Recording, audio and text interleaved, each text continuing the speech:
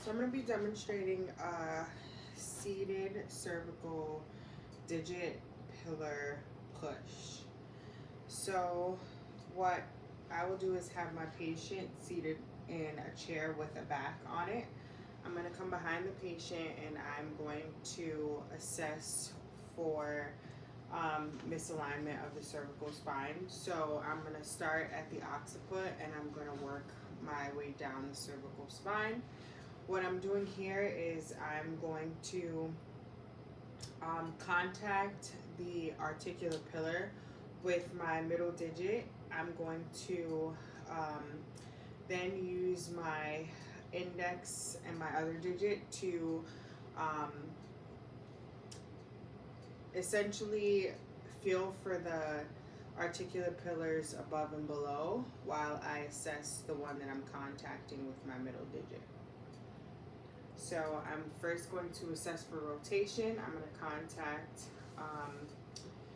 C1 while I have my digit on the occiput, and I'm going to lock that down, and I'm just going to rotate the occiput, feeling for any restriction. Then I'm going to work my way down.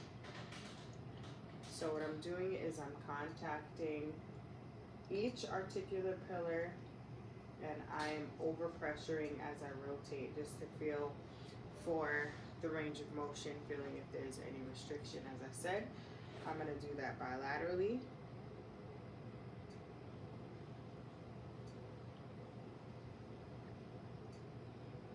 So our patient has a little bit of rotational restriction on the left side of C5 here. I'm then going to do the same thing, but now I'm going to laterally flex the patient over my contact, feeling for any restrictions while laterally flexed.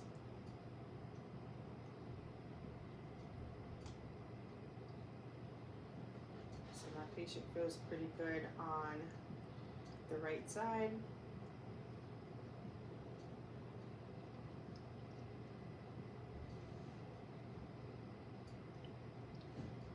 I do feel a slight lateral flexion restriction on C2 on the left.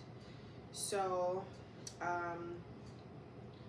I'm going to set up for C5 on the right, index pillar push, seated. So what I'm going to do is I'm going to use my DIP contact on the articular pillar, the right articular pillar of C5. So I'm going to draw my tissue slack here.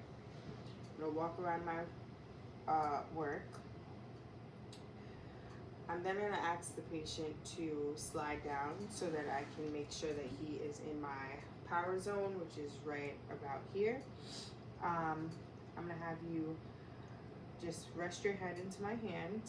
Here I'm going to use my secondary hand to make sure my patient is laterally flexed into my hand here. I'm then going to rotate the patient until I feel that he's at lockout, making sure that my wrist is not flexed, making sure that it's straight here. I'm going to come around, and my line of drive would be P to A there. So that is a demonstration for seated cervical index pillar push.